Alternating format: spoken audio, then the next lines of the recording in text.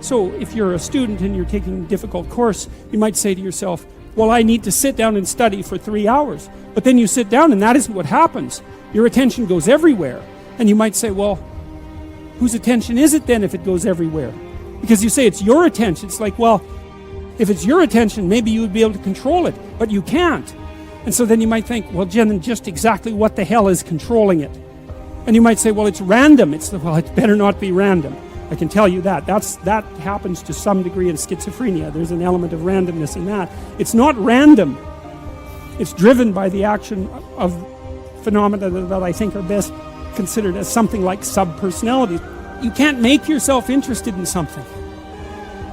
Interest manifests itself and grips you. That's a whole different thing.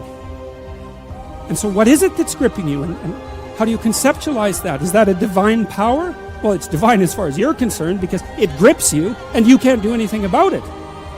And so there's a calling in you towards what you're compelled by and what you're interested in. And sometimes that might be very dark and sometimes not.